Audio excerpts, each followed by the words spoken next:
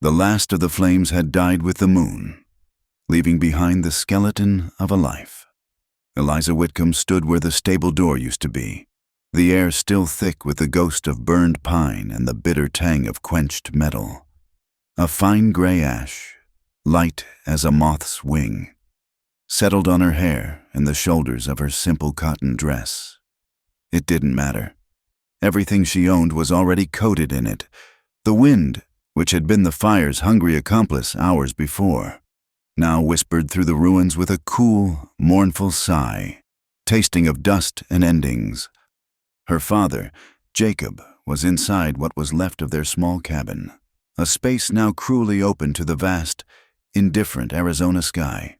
Dr. Henderson had come and gone, his face a mask of professional sympathy that did little to soften his words.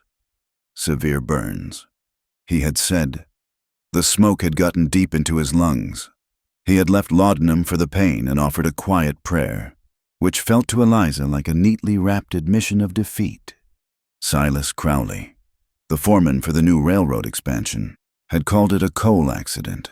He had stood there in the pre-dawn light, his boots impossibly clean, his face arranged in an expression of deep regret. A stray spark, a pocket of gas in the coal delivery, he'd suggested, his voice as smooth as a polished stone. Jacob was a fine blacksmith, but these things happen. A tragedy for Santo Verde. Eliza knew her father. She knew the way he banked the forge every single night, the meticulous ritual of it, as ingrained as his own breathing. He was a man who respected fire, understood its power, and never once in 20 years had he been careless. Her mind, a storehouse of small, sharp details, replayed the image of him just yesterday evening, tamping the coals with that familiar, steady hand. An accident was the one thing it could not have been. The morning sun crested the Dragoon Mountains, throwing long, skeletal shadows across the valley. With the light came visitors. Silas Crowley returned, but this time his sympathetic mask had been set aside.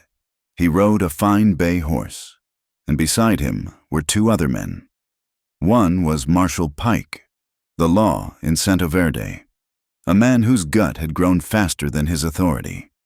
He stared at a point somewhere over Eliza's shoulder, his gaze refusing to meet hers. The third man was a stranger, lean and quiet, with eyes that seemed to take in everything and give nothing back.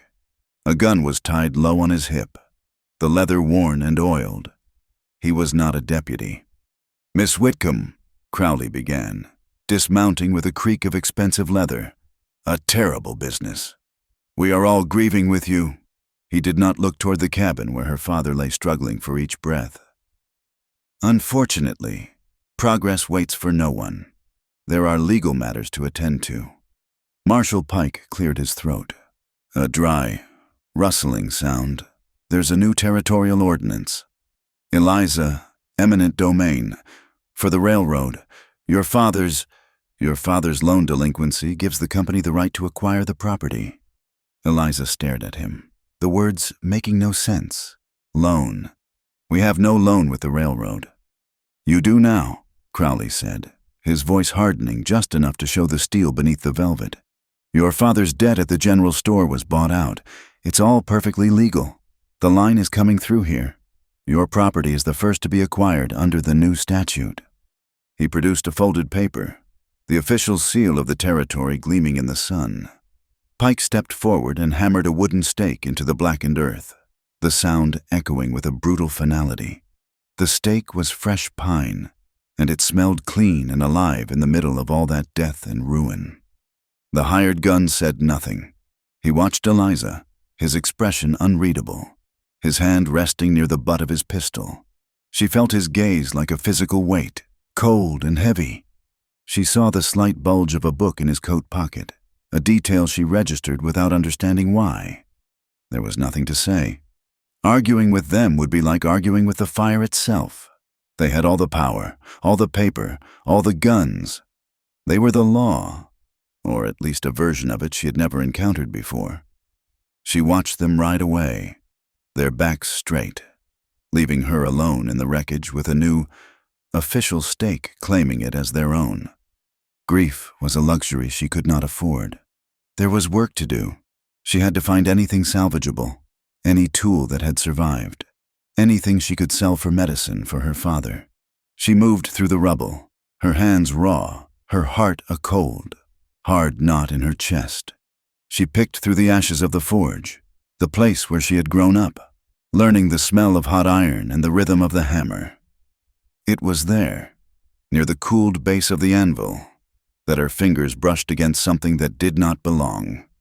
It was leather, too firm to be a strap, too small to be a saddlebag. She dug it out. It was a small ledger, no bigger than a preacher's Bible, stained with soot. She recognized it instantly. It was the book she had seen in the hired gun's pocket. In the confusion of dismounting and hammering the stake, he must have dropped it. She wiped the cover on her dress and opened it. The pages were filled with neat, precise columns of script, names, dates, and figures. She saw the name of a territorial judge next to a sum of money that made her gasp. She saw a list of payments to Marshal Pike, recorded monthly like a salary, and then she saw the map. It was a crude drawing of the territory, showing the creeks and the Apache lands. A series of red marks indicated the survey stakes, the official markers of the reservation boundaries. But there was a second set of marks in black ink, pushing the lines further east, away from the water sources, into the barren, sun-scorched lands where nothing could survive. It was a map of a slow, deliberate strangulation. The final page held a list of directives under the heading Fourth Quarter Acquisitions. The first entry read, Santo Verde Blacksmith, liquidate. The date beside it was yesterday's. The world seemed to tilt. This was not just a ledger. It was a confession. The fire, the seizure, the law, it was all here. A meticulous record of a crime so vast it was almost incomprehensible. And nestled among the entries was the clear, confident signature of S. Crowley. The sun began to set, painting the smoke-hazed sky in bruised shades of orange and purple. Eliza sat beside her father, bathing his forehead with a damp cloth. He was delirious, muttering about a hammer that was too heavy to lift. She had hidden the ledger in a loose floorboard beneath her cot, the only part of the cabin's floor that hadn't burned completely. The book felt dangerous, a coiled snake waiting to strike. It was proof, but it was also a death warrant. As twilight settled, she heard the sound she'd been dreading, a single horse, approaching slowly, cautiously. She didn't need to look. She knew who it was. The hired gun had discovered his loss and had come back for it. She rose, her body screaming with exhaustion. She had to run. The town was not safe. The law was bought and paid for. The only sanctuary was the wilderness, the jagged, imposing shapes of the Dragoon Mountains that loomed like giants in the fading light. She slipped out the back of the cabin, a small sack with a piece of bread and a canteen of water clutched in her hand. She did not dare look back. The sound of a heavy boot splintering the cabin door spurred her on. She ran, her feet finding the familiar path leading away from the town and into the rocky foothills. The chase was not long. He was on horseback, and she was on foot, her lungs aching, her legs trembling with fatigue. The landscape was a treacherous maze of rocks and thorny mesquite in the deepening gloom. Behind her, she could hear the steady, relentless clatter of hooves on stone. He was not rushing. He was patient. He was herding her. Her foot caught on a root, and she went down hard, the breath knocked out of her. She scrambled to her feet, tasting blood and dust. The horse was closer now, a dark shape against the star-dusted sky. She could hear the man's low chuckle, a sound devoid of any humor. He had her. He was right behind her now, his shadow swallowing hers. She could feel the heat of his horse, smell the sweat of the animal. An arm reached down, the fingers like talons ready to snatch her. A sound cut through the night, sharp and clean as a whisper, a soft thwip. An arrow appeared as if by magic, embedding itself in the hard-packed earth just inches from her boot. It quivered there, its feathered shaft a stark, impossible statement. The hired gun's horse shrieked and reared, not from pain, but from the shock of the arrow's sudden appearance. The man cursed, fighting to control his mount. Eliza froze, turning to see where the arrow had come from. A figure detached itself from the shadows of a granite boulder. He was tall and moved with a silence that seemed to be part of the mountain itself. He held a bow in one hand, another arrow already knocked on the string. He wore buckskin leggings and a simple shirt, and his black hair was held back by a leather band. He was Apache. He said nothing. He did not need to. His presence was an ultimatum. The hired gun, his face pale in the moonlight, yanked his horse around. He gave the silent figure one last, hateful look, then spurred his mount and galloped back toward the faint lights of Santo Verde, vanishing into the darkness. Eliza stood, her heart hammering against her ribs. The silent man lowered his bow. He looked at her, his dark eyes taking in her torn dress, her soot-stained face, her trembling frame. The world, which had been a blur of terror and motion, suddenly stopped spinning. The strength that had carried her through the fire, through the seizure of her home, through the frantic chase, finally deserted her. A wave of blackness rose up, and she fell toward the unforgiving ground. The face of her rescuer, the last thing she saw. The first thing she felt was thirst. It was a raw, scraping sensation in her throat, as if she had swallowed a handful of sand. The second was the sound, a gentle, rhythmic whispering that she could not place. It was the sound of life. She opened her eyes to a world of woven branches and filtered sunlight. She was lying on a soft bed of furs inside a small, conical shelter, a rough wool blanket covering her. The air smelled of willow, dry earth, and something else, something faintly medicinal. A man sat silently near the opening, watching her. It was the man from the night before, the one who had appeared from the shadows like a spirit of the mountain. In the daylight, he was solid, real. His face was lean, with high cheekbones and a strong jaw. His eyes were dark and steady, holding a depth of quiet appraisal that made her feel transparent. He was not a boy, but he was not yet old. A leader, she thought. There was a stillness about him that spoke of authority, a discipline that held him motionless as a hawk on a thermal. He saw that she was awake. He rose without a sound and disappeared through the opening. A moment later, he returned with a clay cup filled with water. He knelt and offered it to her. Eliza pushed herself up, her muscles screaming in protest. Every part of her ached from the run and the fall. She took the cup with trembling hands and drank. The water was cool and clean, the most wonderful thing she had ever tasted. It was the taste of the whispering sound she had heard. It was the sound of the creek. When she had finished, he took the cup and gestured for her to follow. She hesitated, then swung her legs over the side of the bed. Her dress was torn and filthy, a testament to her flight. Outside, the world was blindingly bright. They were in a small canyon, a green artery of life carved into the dry, red rock of the mountains. A creek, fringed with mesquite trees and cottonwoods, gurgled over smooth stones. Several other shelters like the one she had left were scattered among the trees. A handful of people, mostly women and a few older men, stopped what they were doing to watch her. Their faces were impassive, their eyes holding a caution that bordered on hostility. Children peeked from behind their mothers, their dark eyes wide with curiosity. This was his community. Her rescuer, whose name she did not know, led her to a small fire where two other men sat, their expressions as hard as the granite boulders around them. They had rifles across their laps. They looked at Eliza as if she were a piece of troublesome livestock. "She is awake," her rescuer said.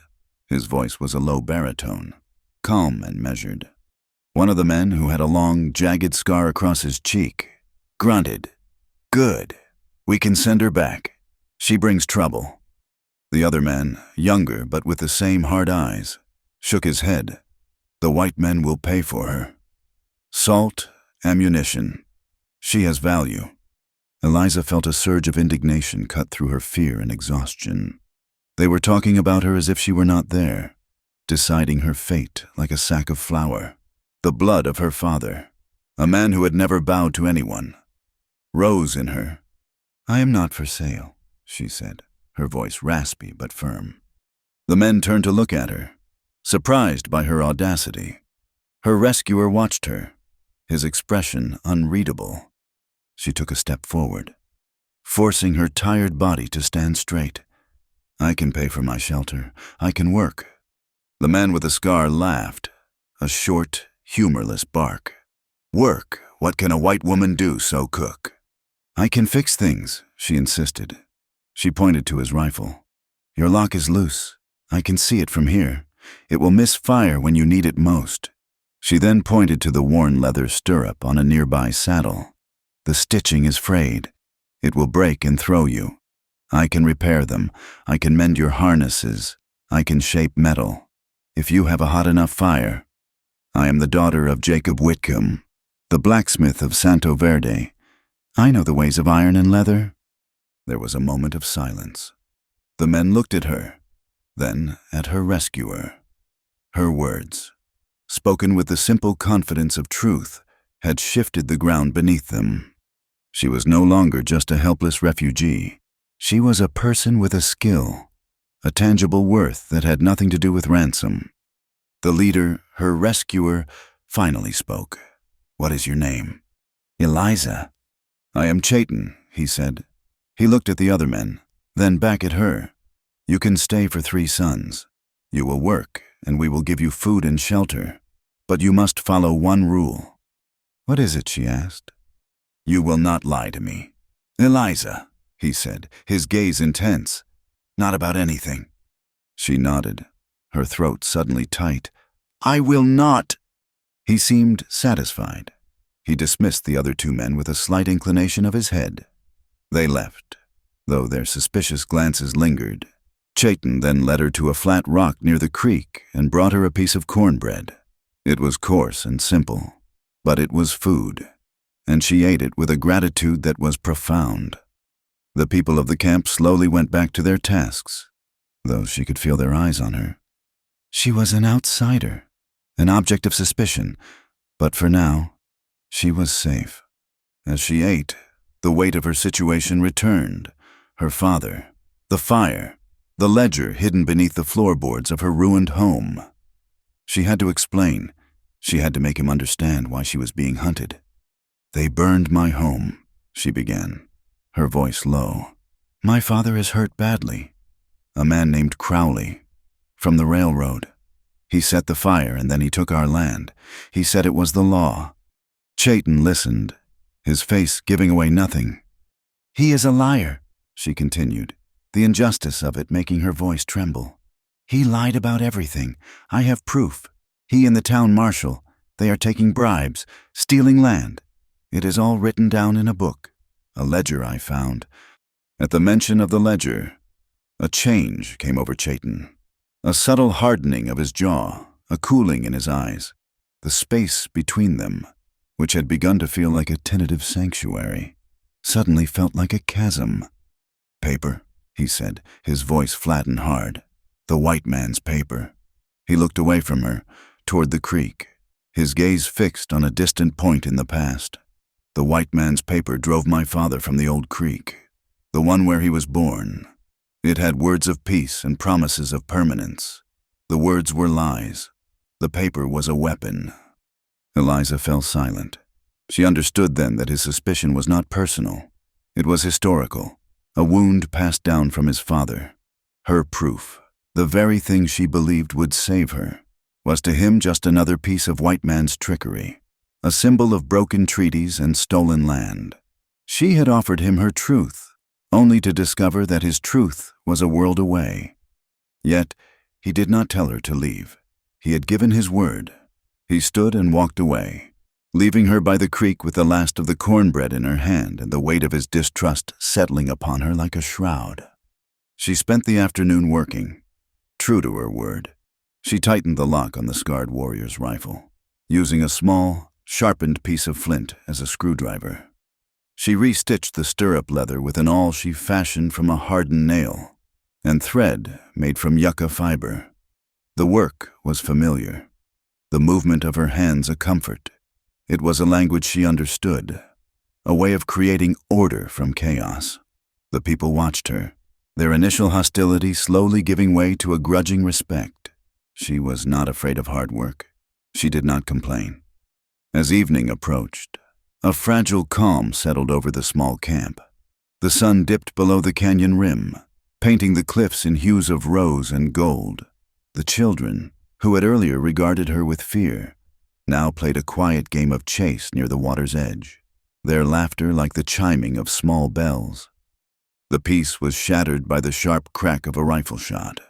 The bullet whined over their heads and slammed into the rock face on the far side of the canyon, showering sparks and stone fragments. It was not a shot meant to kill. It was a declaration, a warning. Panic erupted. Mothers grabbed their children, pulling them toward the shelters. The men scrambled for their weapons, their faces grim. Eliza's heart leaped into her throat. It was him, the hired gun. He had followed her. He knew she was here. She saw the children, their faces pale with terror, frozen between the fire and the shelters. The gunman was out there in the twilight, hidden, waiting for a target. In that instant, she did not think. She acted. With a loud cry, she broke from the cover of the trees and ran into the open space along the creek bed, away from the camp and the children. "Here I am," she screamed into the growing darkness.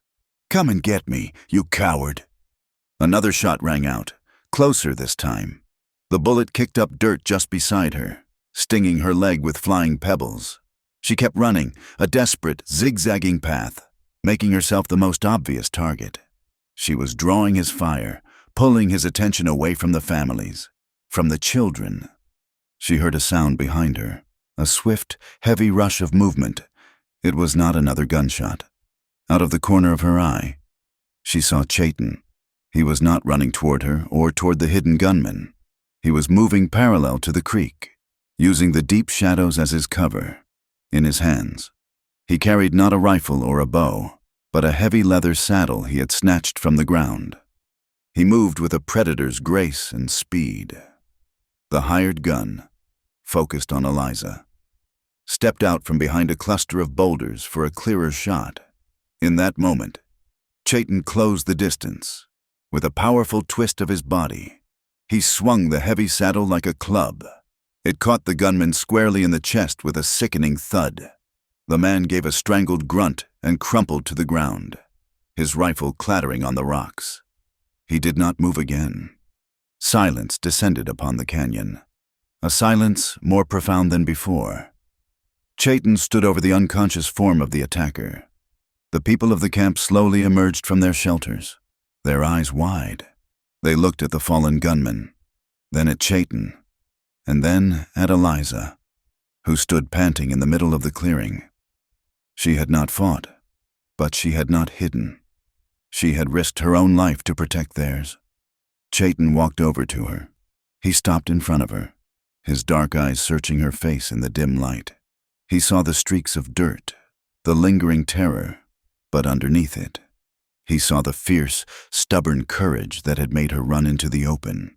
He had offered her 3 days of sanctuary, and she had used them to shield his people. He said nothing, but the look in his eyes had changed. The hard edge of suspicion was gone, replaced by something new, something that looked almost like trust. They left the hired gun tied securely to a mesquite tree miles from the camp, with a full canteen of water and a knife just beyond the reach of his bound feet. His fate would be decided by his own ingenuity or the harsh mercy of the desert. Chayton had said little, his face a mask of cold resolve. Justice in this land was not always found in a courtroom. Back at the creek, the air had changed. The suspicion that had clung to Eliza like a second skin had dissipated, replaced by a quiet, watchful respect. The woman who had mended the children's moccasins brought her a bowl of warm stew. The man with the scarred cheek nodded at her, a small but significant gesture. She was no longer just the white woman. She was the woman who had run into the gunfire. That night, when the camp was asleep under a blanket of brilliant stars, she went to Chayton He was sitting by the dying embers of the fire, polishing the blade of a knife. "The book," she said, her voice barely a whisper. "The proof, it is still there, hidden in my home." He looked up, his eyes catching the faint red glow of the coals. He had known she would come. He had been waiting. "It is dangerous to go back." "It is more dangerous to leave it," she replied. "Without it, I have only words. And you said it yourself. Words on paper can be lies. But numbers, maps, and signatures, they tell a different kind of story." He nodded slowly, sheathing the knife. "We will go before the sun rises." They moved through the darkness like two ghosts, their path illuminated by a sliver of moon. The journey back to the outskirts of Santo Verde was tense, every shadow a potential threat, every gust of wind a whisper of warning. The ruin of the smithy stood black and silent, a gaping wound on the landscape. The smell of cold ash still lingered in the air, while Chayton stood guard, a silent sentinel in the darkness. Eliza slipped inside. She moved carefully over the debris until she reached the corner where her cot had been. Her fingers found the loose floorboard. It was still there, with a silent prayer. She pried it up. The ledger was safe, wrapped in the oilcloth she had put it in. Holding it felt like holding a live coal. It was the source of all her pain, and her only hope for justice. They did not speak until they were deep in the safety of the foothills again. As the first hint of dawn painted the eastern sky, they stopped to rest. Eliza unwrapped the ledger and opened it on a flat rock between them. "This is why they want me dead," she said. She showed him everything. Her finger, smudged with soot, traced the lines on the hand-drawn map.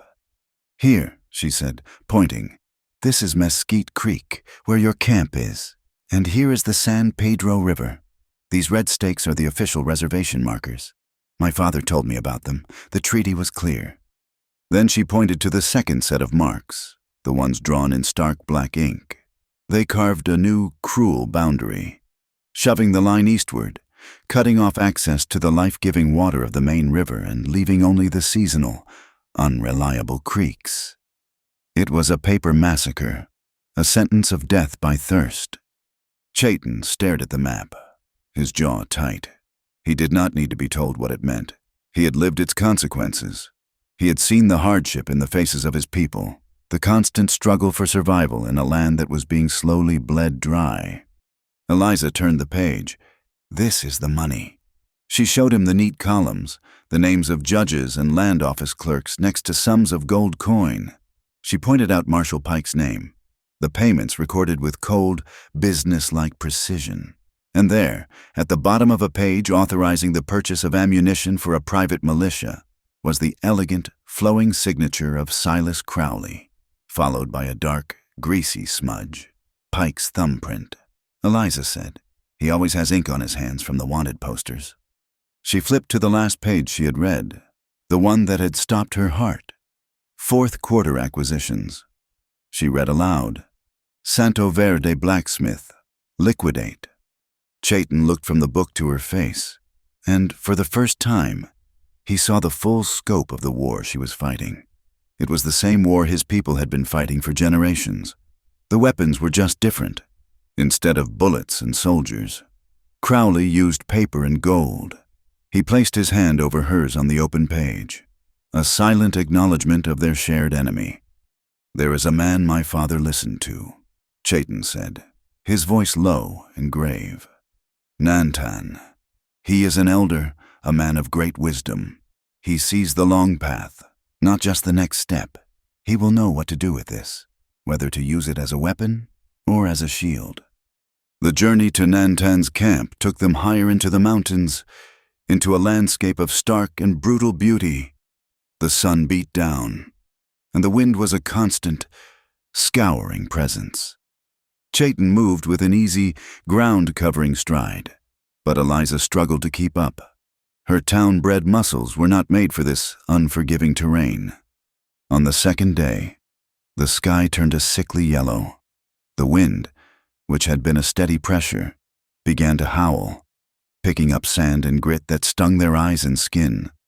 "A storm is coming," Chayton said, his eyes scanning the horizon. "We must find shelter." He led her to an overhang of rock, a shallow cave carved out of a cliff face by centuries of wind. They huddled together in the back as the world outside disappeared into a roaring, swirling chaos of sand. The sun vanished, the sky turned to a boiling brown cloud. The sound was deafening, a physical force that seemed to shake the very foundations of the mountain. It was nature's rage, a raw and terrifying display of power. Eliza squeezed her eyes shut, pressing herself against the cold stone. The roaring wind was the same sound as the fire that had consumed her home. The stinging sand felt like the hot ash on her skin. She was back in that night of terror, helpless, watching everything she loved turn to smoke. A sob escaped her, raw and ragged. Her whole body began to shake. "It was my fault," she gasped, the words torn from her by the storm. "All of it. It was my fault." Chayton put a steadying hand on her shoulder. "The fire was not your fault, Eliza," Crowley said it. "No," she cried, shaking her head, the tears carving clean tracks through the dust on her cheeks. "Before that, weeks ago, my father, he needed supplies, iron from the east. He was too proud to ask for credit again. A man from the railroad came. He offered a loan, just a small one, secured by the deed to the smithy. My father cannot read well. He asked me to look at the papers." She was trembling uncontrollably now, the confession pouring out of her. "I read them. It all seemed right. The interest was high, but we were desperate.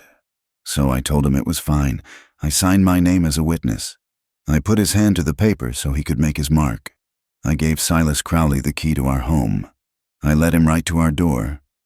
The guilt she had been carrying, a secret, heavy stone, had finally broken her. She had been so proud of her ability to read, to understand the world of contracts and ledgers that was a mystery to her father.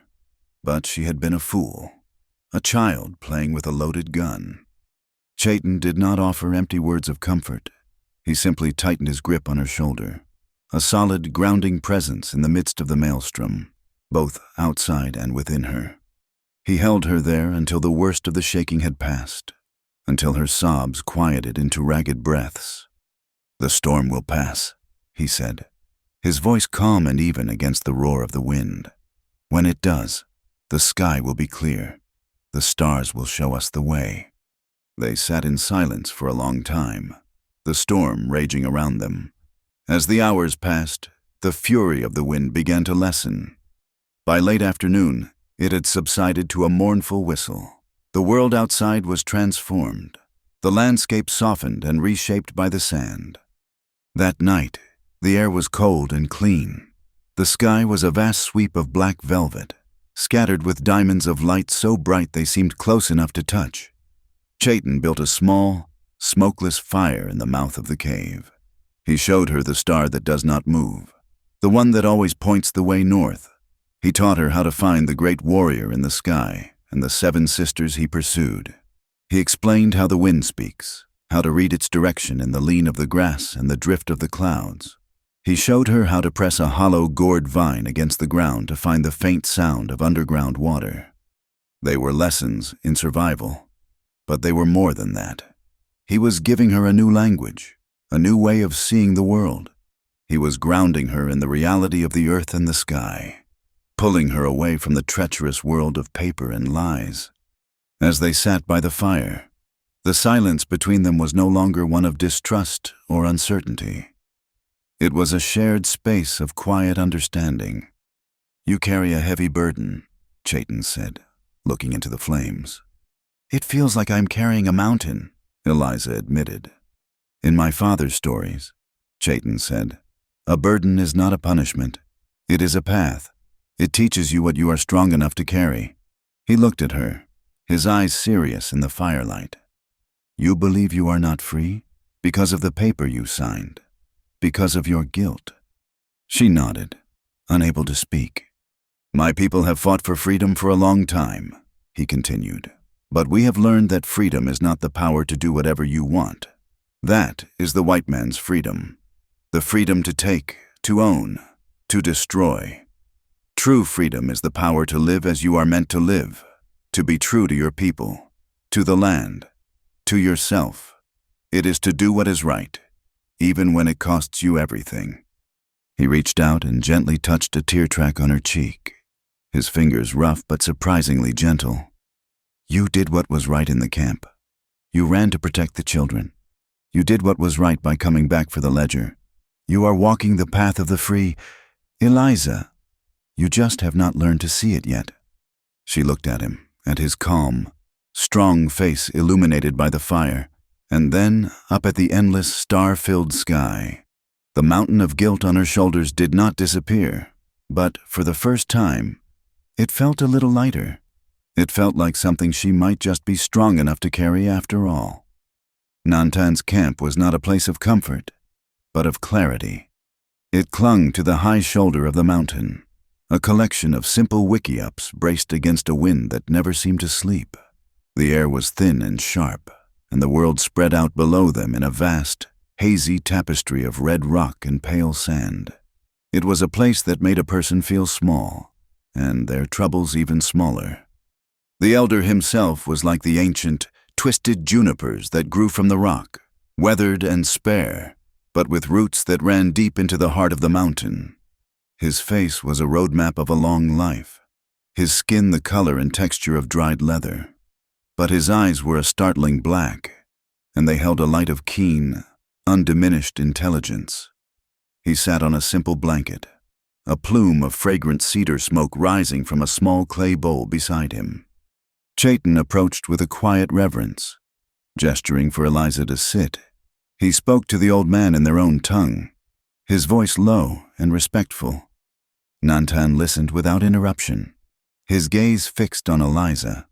She felt as though he were not just seeing her, but reading the story of the fire and the flight in the lines of her face and the weariness in her posture. When Chayton had finished, Eliza brought out the ledger. She placed it on the blanket between them. Nantan looked at the book for a long moment, but he did not touch it. He understands what it is, Chayton translated softly. Nantan finally spoke, his voice a dry rustle, like leaves skittering across stone. Chayton listened, then turned to Eliza. He says your book holds the truth of the white man. It is a truth of numbers and ink, but to his law, to his people, it is just paper that talks to the wind. They will say an Apache stole it. They will say a woman lied. They will burn this book and hang the one who carries it. A cold knot of despair tightened in Eliza's stomach. Then what can we do? Chayton relayed her question. Another long silence passed as Nantan seemed to gaze into the vast emptiness of the sky. When he spoke again, his words were slow and deliberate. He says this paper needs a voice they will listen to, Chayton explained. You are one voice. You are a white woman. That is a beginning. But you will need another, a witness from the town who is not afraid to speak. And you need more than a thumbprint. You need the weight of their own power, an official seal, a stamp from a government man that they cannot deny. Without those things, you are just a girl with a book, and they will crush you as easily as a scorpion under a boot. The wisdom was as harsh and unyielding as the landscape around them. The ledger was not a key. It was a map to a locked door. She still had to find a way to open it. They were preparing to eat their meager evening meal when a rider was spotted approaching from the lower trails. It was not a warrior. The man rode a tired-looking mule and led another laden with packs. Chayton's men went out to meet him, their weapons held ready but not aimed. After a few minutes of talk, they led him into the camp. He was a trader, a man named Silas, with a dusty beard and eyes that were constantly calculating. He was one of the few white men allowed to move through these lands, trading pots and cloth for well-tanned hides. His eyes widened when he saw Eliza. I will be, he muttered, pulling off his hat. Jacob Whitcomb's girl. I heard you ran off with the Apache after the fire. Eliza's heart went cold. You knew about the fire. The whole territory knows. The trader said, dismounting from his weary mule. He looked from her to Chayton, a flicker of fear and curiosity in his eyes. They are saying you said it, that there is a warrant for your arrest. Arson and theft. He paused, and his face softened with something that looked like pity. I'm sorry about your father. Miss, I just came from Santo Verde this morning. He passed in the night. The doctor said his lungs gave out. The world fell away. The wind, the sky, the hard ground beneath her, it all dissolved into a dull, roaring silence in her ears. Her father was gone. The stubborn, kind, proud man who smelled of coal smoke and honest sweat was gone. The last link to the life that had been stolen from her was severed. She stood frozen, the trader's words echoing in a vast, empty space inside her. She did not cry. The grief was too big, too sharp. It was a physical thing, a shard of ice in her chest. Chayton stepped closer, his presence a silent shield. He put a hand on her arm, his grip firm and steady. The trader, unnerved by her silence, shifted his weight and cleared his throat. There is something else, he said, looking at the ground. Crowley wanted me to spread the word. He said to tell everyone that he offers his deepest condolences to the town, and that, in Jacob's memory, he is pushing forward with the railroad's plans. He says Santo Verde will be the next major depot on the line. He said a new town is being born from the ashes of the old one. The ice in Eliza's chest shattered, and a hot, fierce rage flooded through her. It was not just murder. It was desecration. Silas Crowley was dancing on her father's grave, using his death as a foundation for his greedy new world. I am going back, she said, her voice low and brittle, unrecognizable to her own ears. She looked at Chayton, her eyes burning with a new, terrible fire. I am going back now. He did not argue. He saw the shift in her, the transformation of her grief into a weapon. He nodded once, a sharp, decisive movement. We will take you, he said. They left that night, a small party of 5. Chayton led with Eliza riding the trader's spare mule. 2 of his best warriors, a quiet man named Cale and a younger one named Taza, flanked them. They moved with a swift, purposeful silence. The ledger now wrapped securely in oilcloth and hidden in Chayton's own saddle pack. Their path was not the direct one, but a winding, treacherous route through the rocky spine of the mountains, a path known only to the Apache. By the second night, they were descending into a narrow, winding canyon. The walls of rock rose up on either side, black and menacing in the faint moonlight. The only sounds were the clatter of the mule's hooves on the loose stone and the mournful cry of the wind funneling through the pass. The attack came without warning, a flash of orange from a ledge high above, followed by the deafening crack of a rifle shot echoing between the canyon walls. The bullet ricocheted off the rock face with a high-pitched scream, showering them with stone chips. Taza cried out, a sharp gasp of pain, and slumped forward in his saddle, clutching his arm. They were in an ambush. Get down, Chayton yelled, his voice cutting through the ringing in Eliza's ears. He slid from his horse, pulling her down from the mule with him. They scrambled for the cover of a cluster of boulders as more shots erupted from the darkness above. Muzzle flashes bloomed like deadly flowers from at least 3 different positions. Cale was already returning fire, his shots methodical and precise. Chayton pushed a rifle into Eliza's hands. It was heavy and cold, and it smelled of gun oil and steel. They have us pinned, Chayton said, his voice a low growl. They knew this path. Eliza peered over the edge of the boulder. She could see nothing but the inky blackness and the intermittent, blinding flashes of their attackers' guns. Fear, cold and absolute, seized her. Her heart was a wild bird, beating against the cage of her ribs.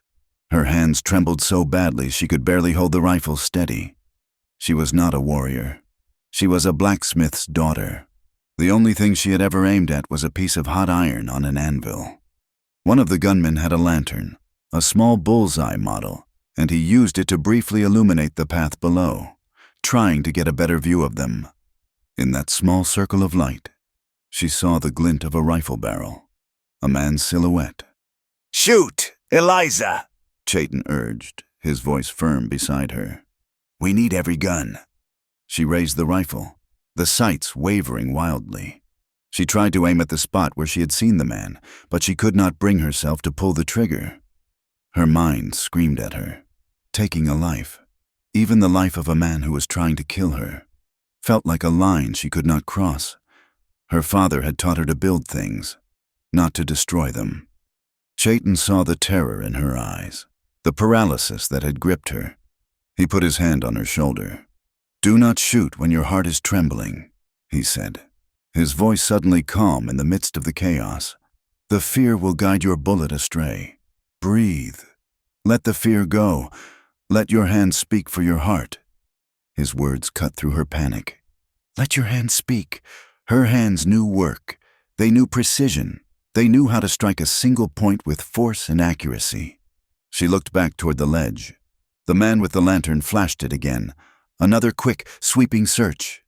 And then she knew what to do. Her heart was trembling too much to aim at a man, but her hand, the hand of a blacksmith's daughter, could aim at a target. She took a deep breath, letting it out slowly, just as her father had taught her to do when she was learning to use the hammer. The shaking in her arms subsided. She steadied the heavy rifle on the top of the boulder, ignoring the man, ignoring the fear. She focused only on the small, bright eye of the lantern. It was just a piece of metal and glass, a target. She waited. The world narrowed to the front sight of the rifle and the darkness where the light had been. He flashed it again. For a heartbeat, the lantern was a perfect, glowing circle. She did not think. Her hand spoke. She squeezed the trigger. The rifle bucked against her shoulder, the sound of the shot swallowed by the larger din of the gunfight. But she saw the result. The small circle of light did not just disappear. It exploded in a shower of sparks and shattered glass. A cry of surprise and pain came from the ledge, followed by a string of curses. The pass was plunged into an even deeper darkness. The ambushers, their one source of light gone, were now as blind as their targets. Their firing became wild, sporadic, no longer aimed but simply fired in frustration into the blackness below. The tables had turned. "Now," Chayton commanded. He and Cale laid down a volley of covering fire, their shots echoing like thunder. "Get Taza on his horse. We are leaving." Under the cover of darkness and suppressing fire, they scrambled back to their mounts, helped the wounded Taza into his saddle, and galloped down the pass, leaving the confused and blinded ambushers shouting on the ledge behind them. They did not stop until they were miles away, in the relative safety of the open desert, as Cale tended to Taza's wound, which was painful but not life-threatening. Chayton came to stand beside Eliza. She was still shaking, the adrenaline slowly draining away, leaving her feeling hollowed out and weak. He stood before her for a moment in the quiet moonlight, then reached out and took the rifle from her hands. His gaze was steady, and in the depths of his dark eyes, she saw something that had not been there before. It was not just respect. It was the quiet acknowledgement of a partner, of a fellow warrior who had faced the darkness and, instead of being consumed by it, had found a way to put out the light. Santo Verde was a town scarred. The wound of the smithy fire was still fresh, a black and gaping hole at the edge of the main street. But new wounds were being inflicted. Raw pine stakes, identical to the one hammered into her father's land, had sprouted up all over town, marking out the path of the coming railroad. They were a violent, geometric rash on the familiar face of her home, promising a future that had no room for the people who had built it. Nailed to the marshal's office door, next to a notice for a town meeting, was a fresh piece of paper. Eliza's own name was written on it in thick black ink. The words burned brighter than any flame. Wanted, Eliza Whitcomb, for the crimes of arson and theft. By order of Marshal Pike, she was now officially a criminal in the only home she had ever known. They slipped into town after midnight, moving through back alleys in the deep shadows cast by a sliver of moon. Chayton moved with a liquid silence, a ghost in the familiar streets of her childhood. He had insisted on coming with her, leaving Cale to watch over the recovering Taza in a hidden camp. The town was no longer a sanctuary. It was the heart of the enemy's territory. Their destination was the old stone church at the far end of town, abandoned years ago when the circuit preacher had stopped coming. Its bell was silent, its windows dark. A loose board in the back wall gave them entry into the dusty, cavernous space. The air inside was still and smelled of dry rot and forgotten hymns. It was the one place in Santo Verde that Silas Crowley did not own or control. They were not alone. A single lantern cast a warm, golden glow in the vestry. A woman looked up as they entered, her hand resting on the stock of a shotgun that leaned against the wall beside her. She was not young, but her face was sharp and intelligent, framed by graying hair pulled back in a severe bun. Her eyes, the color of shrewd whiskey, missed nothing. This was Martha Hale, owner of the Santo Verde boarding house and a woman known for her sharp tongue and even sharper mind. Beside her, hunched over a strange contraption of brass gears and wires, was a boy of about 14. He had a smudge of grease on his nose and his brow was furrowed in concentration. This was Luke Tranby, an orphan Martha had taken in, a boy who found more companionship in machines than in people. "I figured you would come here," Martha said, her voice low and steady. She did not seem surprised. "The devil hasn't yet found a use for this place. Close the door." "How did you know?" Eliza asked, her hand still clutching the ledger inside her sack. "I know Silas Crowley," Martha replied, her gaze moving from Eliza to Chayton and back again. She looked at Chayton not with fear or prejudice, but with a frank, assessing curiosity. "I have watched him sweet-talk and bully his way across this territory for 2 years. He is a peacock, all bright feathers and a greedy squawk. And I know your father. Girl, Jacob Whitcomb was no fool. That fire was no accident." Luke looked up from his work, his eyes bright with intelligence. "They have a telegraph line running to the survey camp now. I can listen in sometimes. They talk about manifests and payrolls, and they talk about clearing the line. Your father's smithy was in the way." Eliza felt a flicker of hope. These were the voices Nantan had spoken of, the witnesses. "We need help," Eliza said simply. She pulled the ledger from her sack and laid it on the dusty table between them. "We have proof, but it is not enough." Martha Hale leaned forward, her eyes scanning the pages as Eliza explained the map, the bribes, the final, chilling entry. The widow's face grew grim. She had seen men like Crowley before. Her own husband had lost their ranch in Texas to a man with a smooth tongue and a forged deed. "This is his whole plan," Martha breathed, tapping a finger on Crowley's signature. But Nantan was right. You walk into the marshal's office with this, and you will hang. Pike is Crowley's dog. He will claim an Apache warrior and a hysterical girl are lying. "So you will not help us?" Eliza asked, her hope beginning to fade. "I did not say that," Martha corrected her sharply. "I hate Silas Crowley more than I hate rattlesnakes, and I shoot rattlesnakes on sight. But my help has a price." She turned her direct gaze on Chayton. 2 nights ago, a dozen of Crowley's hired guns ran off my cattle. My entire herd, it is all I have left. They drove them north, toward the railhead. I want them back." Chayton considered her for a long moment. "Your fight is with Crowley, not my people." "My fight is with any man who thinks he can take what is mine," Martha retorted. "Crowley is the disease. You and I, we are just different symptoms. Help me get my cattle, and I will hide your book. I will give you a place to stay, and I will stand with this girl when the time comes to speak." It was a fair bargain, grounded in the practical currency of survival. Chayton gave a slow, deliberate nod. "We will find your cattle." Later, in the small, clean room at the back of the boarding house, Martha served them a quiet meal of beans, bread, and salted pork. For the first time in days, Eliza felt a flicker of something that was not fear or rage. The room was safe. The food was warm. The company was allied. On the table was a small bowl of fiery red peppers. Chayton picked one up and bit into it as if it were an apple, his expression unchanging. Eliza watched him, a small smile touching her lips. "Do you eat peppers like you drink water?" she asked, her voice laced with a gentle teasing. He chewed and swallowed before answering, his dark eyes twinkling in the lamplight. "If things are not spicy," he said, his voice a low rumble. People are too quick to believe sweet words. The simple exchange was a moment of peace, a small island in the turbulent sea of their lives. It was a reminder that even in the darkest of times, there was room for a shared smile, for the simple pleasure of understanding and being understood. The next evening, the town meeting was held in the street in front of the half-built depot. Silas Crowley stood on the newly constructed loading platform, flanked by Marshal Pike and a handful of his hired guns.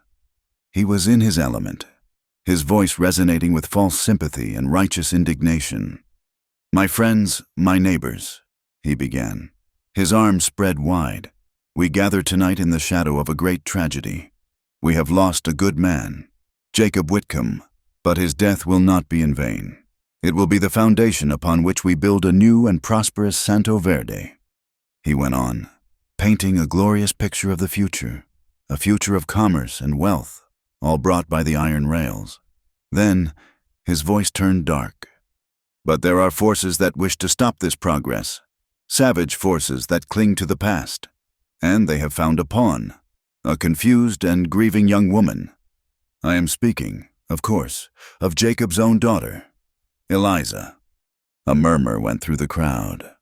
"She has fallen in with the Apache," Crowley declared, his voice rising.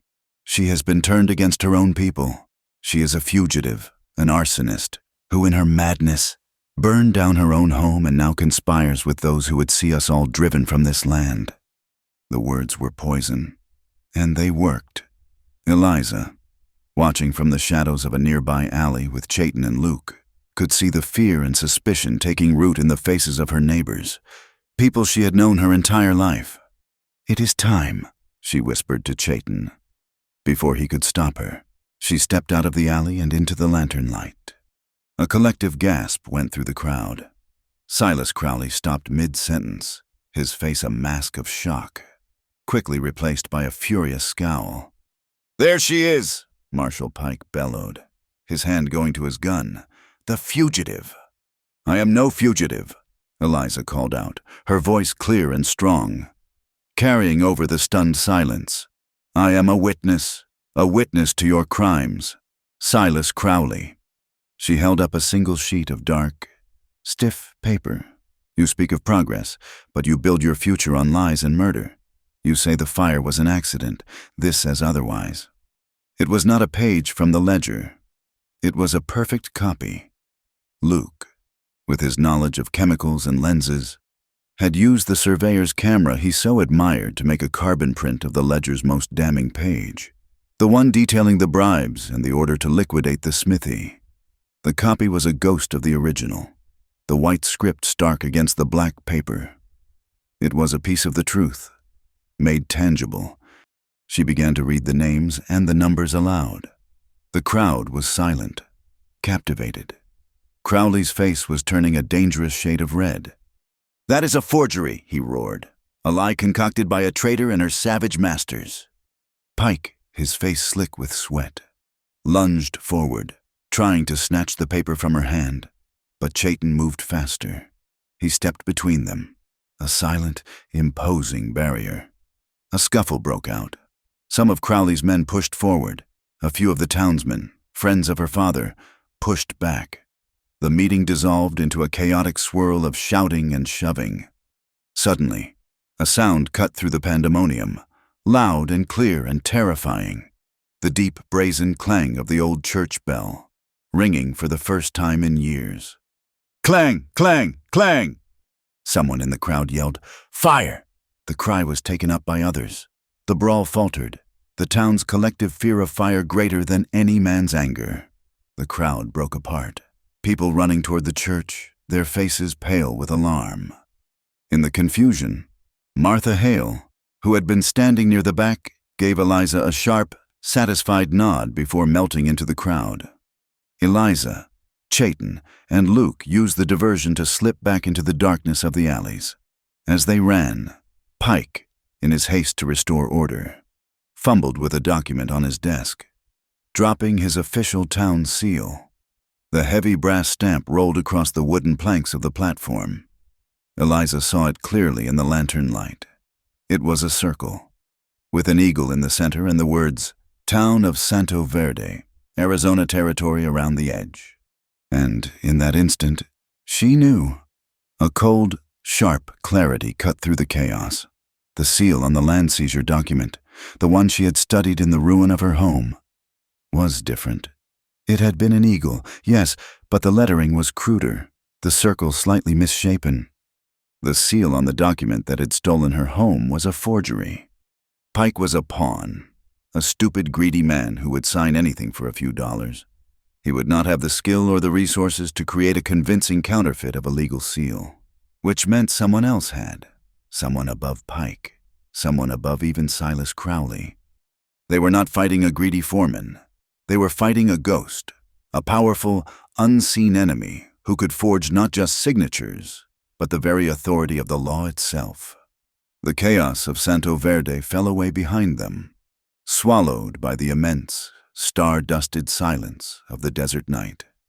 They rode without speaking, the false alarm of the church bell still echoing in their minds. It had been a desperate, brilliant move by Martha, a clang of defiance that had bought them the time they needed to escape. They retreated to the familiar sanctuary of Mesquite Creek, a place that now felt less like a temporary refuge and more like the only real home Eliza had left in the world. The camp was quiet, the small community accepting their return with the same stoic grace with which they faced every other hardship. Martha and Luke, who had followed on a sturdy wagon, looked out of place and yet perfectly at ease. Martha, with her practical, no-nonsense air, immediately set about organizing their small supplies. Luke, his eyes wide with the raw beauty of the canyon, seemed to find a kinship with the quiet, deliberate way Chayton's people moved. That evening, they sat around a small, carefully managed fire.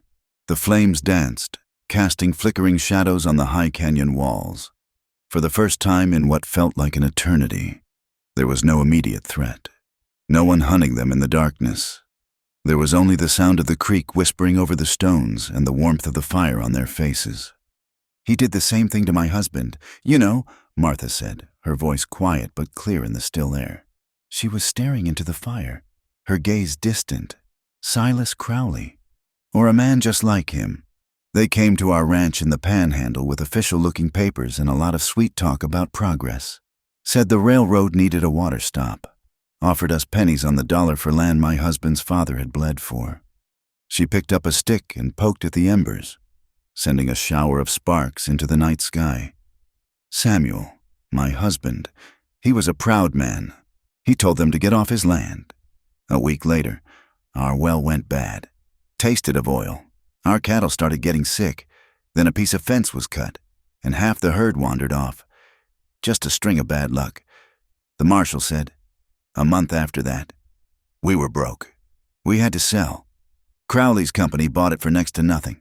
We found out later they had been dumping kerosene in the creek that fed our well. Luke looked up from the telegraph key he was endlessly fiddling with. A simple practice device he had built from a tin can and a piece of wire. "That is why I want to learn the code properly," he said, his young voice earnest. "At a real school. The telegraph is not just for train schedules and cattle prices. It is a voice. It can travel faster than a man on a horse. It can carry the truth. If people had known what they were doing to you, Mrs. Hale, maybe someone would have helped." His words hung in the air, a simple, profound statement of faith in a future that felt impossibly distant. Eliza looked from Martha's hard-won resilience to Luke's bright-eyed hope.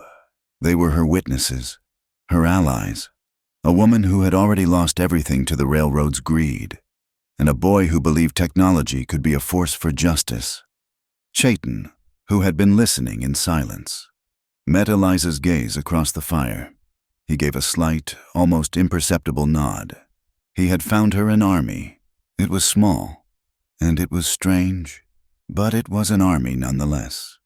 The next afternoon was warm and still. A fragile peace had settled over them, the kind of quiet that feels earned after a long battle. Eliza took the opportunity to wash her clothes in the creek.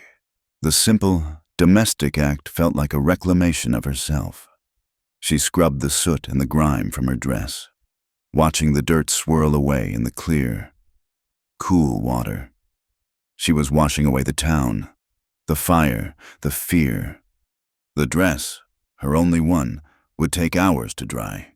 Draped over a sun-warmed boulder, she washed her hair, the cool water a balm on her scalp, and sat for a moment on the bank, wrapped in a thin blanket Martha had given her, feeling clean for the first time in days. She heard a footstep on the rocks behind her and turned, pulling the blanket tighter. It was Chayton.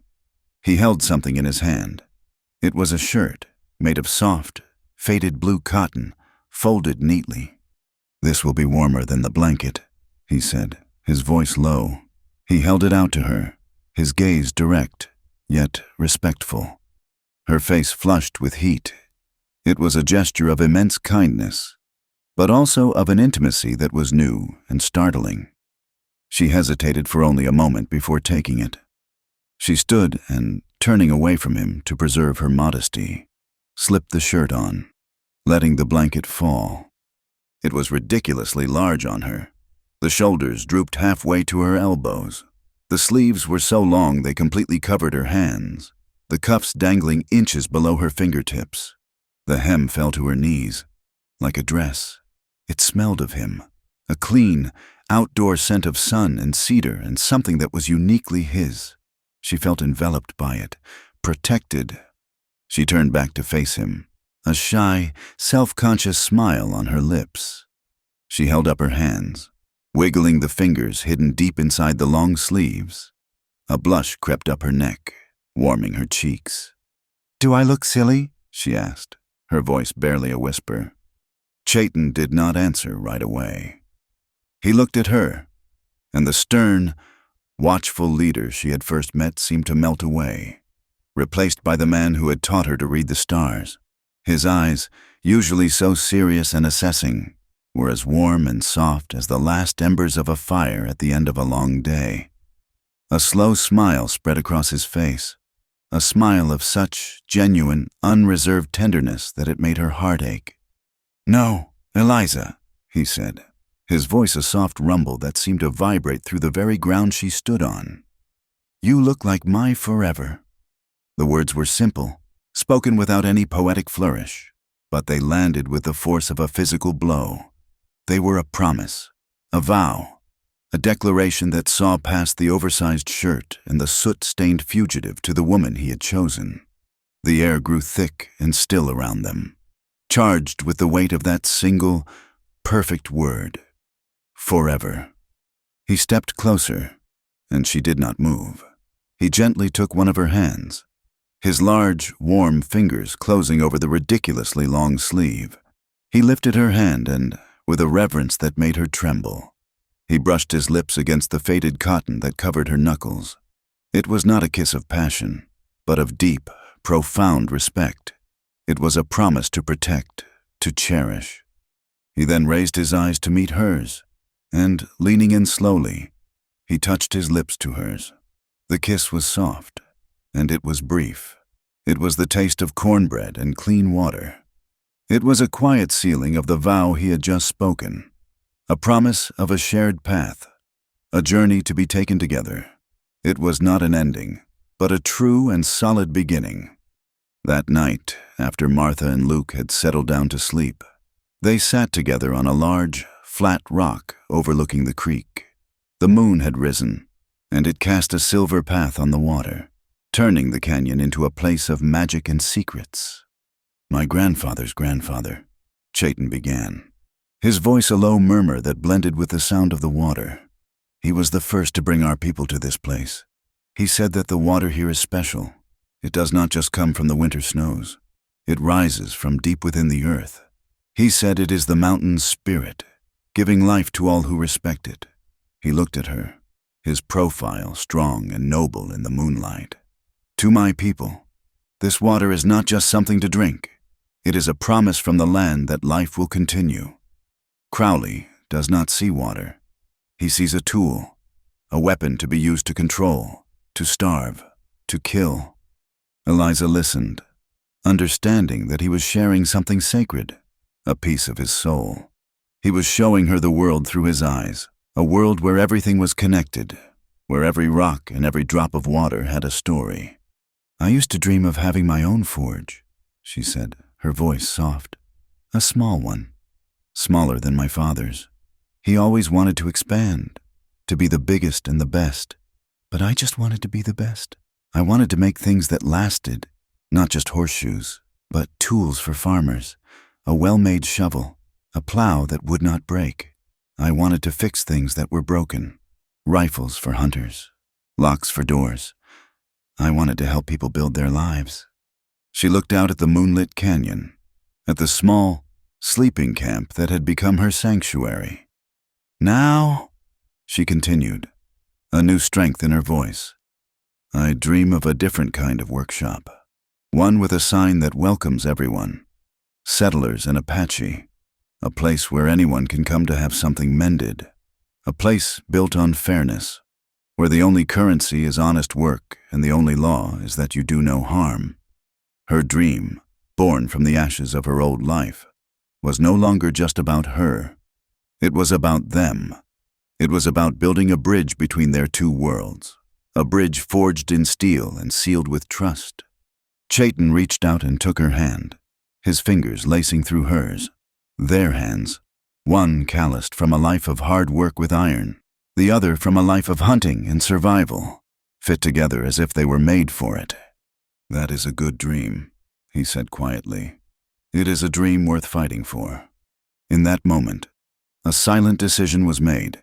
They would not run, they would not hide. Fleeing would be an abdication of the future they had just begun to imagine. They would go back to Santo Verde. They would face Silas Crowley not with rage and a thirst for vengeance, but with the full, undeniable weight of the law. And they would do it together. The plan was forged in the quiet hours before dawn, whispered over the last glowing embers of the fire. It was a machine of 4 moving parts, each one essential, each one dependent on the others. Luke was the spark, Martha the fuel, Chayton the shield, and Eliza the bait. The target was a place called Mule Hill, a desolate, wind-swept rise a few miles west of Santo Verde. Its only feature was the skeletal ruin of an old heliograph tower, built by the army years ago and long since abandoned. It was isolated, with a clear view of the sky for miles in every direction. It was the perfect stage. The county inspector is coming through on the noon train tomorrow, Luke explained, his voice buzzing with nervous energy. He is on a fact-finding tour for the territorial government. If I can get a signal to the army post at Fort Bowie, they can telegraph the train at the next stop and have him meet us. They will listen to a federal inspector. He had a device of his own making, a reflecting mirror mounted on a delicate brass armature with a shutter he could operate with a key. It was a portable, miniature heliograph. And how do we get Crowley to this stage of yours? Martha asked, her practical mind cutting to the heart of the matter. We send him an invitation, Eliza said. She had spent the night thinking, her grief for her father hardening into a cold, sharp purpose. We will send word that I am ready to trade the ledger for a horse and $500 in gold. Enough to disappear. He is an arrogant man. He will want the ledger back himself, and he will want to make sure I am silenced for good. Chayton listened, his eyes on Eliza. He saw the steel in her spine, the calculated fire in her gaze. He did not like the plan. It put her in the center of the storm, but he also knew it was the only way. I will be on the rocks above you, he said. A simple statement of fact. No one will get a clean shot. They sent the message through the trader, Silas, who was making his way back toward the town. He was a reluctant accomplice. motivated less by a sense of justice and more by the weight of Chayton's stare and the promise of a few silver dollars for his trouble. The message was simple: Mule Hill. High noon. Come alone, or the deal is off. The morning was tense. The wind was already picking up, a dry, restless breath that scoured the landscape and carried the scent of dust and distance. Luke fussed with his signaling device, polishing the mirror until it gleamed. Martha packed a small satchel with peculiar care, placing a large jar of thick, yellow whale oil alongside a canteen of water and a box of matches. "You never know when you might need a lamp," she said, her face grim. Eliza prepared herself with a blacksmith's meticulousness. She took the ledger, the real one, and carefully tucked it into the hollowed-out horn of the old saddle she would be riding. It was a snug fit. Then she took Luke's carbon copy, the dark paper that had caused such a stir in town, and folded it neatly, placing it in an easily accessible pocket of her dress. As they rode out of the canyon, Chayton pulled his horse alongside hers. He reached out and touched her hand. "Remember what I taught you," he said, his voice low. "Breathe. Let your hand speak for your heart." She nodded, her throat too tight for words. Mule Hill was as desolate as she remembered. The wind tore at her hair and whistled through the rotting timbers of the signal tower. Luke scrambled to the top platform, a rickety, treacherous climb, and began setting up his heliograph, aiming it toward the distant blue shape of the mountains where Fort Bowie lay.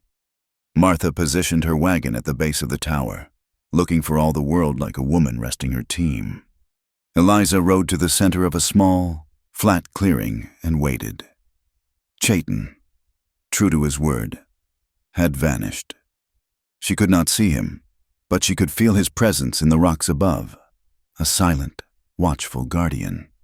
Noon came, and with it, 2 riders. Silas Crowley was not a man to follow instructions. He rode his fine bay horse, and beside him, looking nervous and out of place, was Marshal Pike. "Miss Whitcomb," Crowley called out, his voice smooth and confident, carrying easily on the wind. "I am glad to see you have come to your senses." A wise decision. He stopped his horse a good 20 yards away. "The money is here. Where's the book?" "Where is the horse?" Eliza called back, her voice steady despite the frantic beating of her heart. Crowley chuckled. Always the negotiator. "Pike, show her the money." The marshal reluctantly held up a pair of saddlebags. Eliza knew they were probably filled with paper, not gold. It did not matter. She reached into her pocket and pulled out the dark, folded sheet. "The book is here." It was then that Pike saw him, high up on the tower. A flash of light as Luke adjusted his mirror. Pike's eyes went wide with alarm and understanding. This was not a simple exchange. It was a trap. It is an ambush! He shrieked, his voice cracking with panic. He yanked the pistol from his holster, but he did not aim at Eliza. He aimed at the tower. He fired wildly. Once, twice. The third shot was lucky. There was a sharp crack, the sound of splintering wood, and a cry of pain from above. Luke's signal lamp, his beautiful machine of brass and hope, tumbled from the platform and crashed to the ground in a tangle of ruined metal and shattered glass. Luke slumped over the railing, clutching his shoulder, blood seeping through the fabric of his shirt. The world exploded into motion. From the rocks above, a rifle shot rang out. Not from Chayton, but from a third man, a sniper Crowley had hidden. The bullet kicked up dirt near Martha's wagon. They had been outmaneuvered. But Crowley had not counted on Martha Hale. The widow did not panic. She did not scream, her face set in a mask of grim fury. She grabbed the heavy jar of whale oil from her wagon, ran to the base of the tower, and with a powerful heave, smashed it against the dry, weathered wood. The thick oil spread, soaking into the ancient timbers. Without a moment's hesitation, she struck a match against the tower's foundation and tossed it into the oil. The result was instantaneous. With a great roaring whoosh, the tower went up in flames. The oil-fed blaze consumed the dry wood with an almost explosive hunger. A column of thick, greasy black smoke billowed into the sky. A massive, unmissable signal that was more powerful than any flicker of light Luke could have ever produced. It was not a heliograph. It was a lighthouse, a beacon of defiance burning in the middle of the empty desert. Crowley stared for a second, his face a picture of disbelief and rage. Then he spurred his horse, his eyes fixed on Eliza. "Get the book!" he roared at Pike. The chase was on. Eliza wheeled her mule and galloped away, not back toward the canyon, but across the open plain, making herself the most obvious target. Pike and Crowley thundered after her, their faster horses closing the distance with terrifying speed. The sniper on the ridge fired again, the bullet whining past her ear. The wind was her ally, whipping dust into the eyes of her pursuers. She rode hard, her body low over the mule's neck, the sound of the hooves a frantic drumbeat against the earth. Crowley was gaining on her, his face contorted in a mask of fury. "It is over! Girl!" he yelled. "Give me the book!" She risked a glance over her shoulder. He was almost upon her. Now was the time. She reached into her pocket, pulled out the carbon copy, and with a flick of her wrist, tossed it into the air. The wind caught the dark sheet, sending it tumbling end over end across the dry grass. For a fatal second, Crowley's greed overrode his sense. He saw the paper, the proof of his crimes, fluttering just out of reach. He momentarily reined in his horse, his eyes following the decoy. That moment was all Eliza needed. She veered sharply to the left, urging her tired mule toward a rocky outcrop that offered a sliver of cover. Pike, less focused, did not slow down. He galloped past, trying to grab the paper, fumbling for it from his saddle. While they were distracted, Chayton dealt with the sniper. He had been tracking the man from the moment he had fired, moving silently through the rocks, a shadow among shadows. The sniper was focused on the chase below, confident in his hidden position. He did not hear the whisper of movement behind him. He did not see the glint of steel. Chayton did not use a rifle. A gunshot would echo, giving away his position. He used a knife. With a single, fluid motion of his arm, he threw the long, heavy blade. It spun through the air with a faint hiss and found its mark with a soft, final thud. The sniper slumped over his rifle and did not move again. Eliza reached the rocks, scrambling from her mule and taking cover. The chase was over. Pike had retrieved the useless piece of paper and was riding back to Crowley, a triumphant, foolish grin on his face. They had the book. They had won. But as they looked up, they saw the truth. The signal tower was now a raging inferno, a pillar of black smoke reaching for the heavens, a signal that could not be missed, could not be misinterpreted. It was a declaration of war, painted in fire and smoke against the vast, empty canvas of the Arizona sky. And far away, on the horizon, a new, much smaller plume of smoke answered it. The noon train had seen their signal, and help was on its way. The cavalry did not arrive. The law that came to Mule Hill was slower, more deliberate, and infinitely more powerful. 2 hours after the tower had collapsed into a smoldering heap of charred timber, a small delegation arrived in a cloud of dust. It consisted of 2 buckboards, one carrying a stern-looking man in a dusty suit and bowler hat, the other carrying 4 grim-faced soldiers from the fort. The man in the suit was Federal Inspector Marcus Thorne, and with him, his face pale but resolute, was the post's telegraph operator, a young man who recognized Luke immediately from a regional telegrapher's meet. The scene they found was a tableau of frozen conflict. Crowley and Pike were on one side, their faces a mixture of fury and apprehension. Eliza, Chayton, Martha, and the wounded Luke were on the other, a small, defiant knot of resistance. Chayton had retrieved his knife from the sniper's perch, and the man's rifle was now in his hands. Inspector Thorne was not a man to be trifled with. His eyes, the color of faded denim, took in the smoldering tower, the wounded boy, the armed men, and the palpable tension in the air. "Marshal Pike," he said, his voice as dry and flat as the desert floor. "There seems to be a disturbance of the peace. Perhaps you can explain why a federal signal tower has been burned to the ground." Pike, flustered and out of his depth, could only stammer, It was an accident. Inspector, we were apprehending a fugitive, Eliza Whitcomb. She's wanted for arson. She fell in with this Apache renegade." He pointed a trembling finger at Chayton. Crowley stepped forward, his composure returning, his voice once again smooth as oiled leather. "The marshal is correct. Inspector, this is a simple matter of local law enforcement. This woman is a known criminal, and her savage accomplice here attacked us without provocation. It is a clear-cut case of an Apache raid on law-abiding white citizens." He was trying to frame the narrative, to play on the age-old prejudices that so often passed for justice in the territory. But Thorne's gaze was unmoved. "I will be the judge of that," he said coolly. He turned to Eliza. "And who are you, Miss?"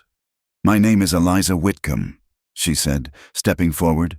Her voice did not tremble. "And I am not a fugitive. I am the victim of a crime perpetrated by that man, Silas Crowley." She walked to her mule, reached into the saddle horn, and pulled out the real ledger. She held it out to the inspector. "The proof is in here: arson, bribery, land fraud. It is all in his own hand."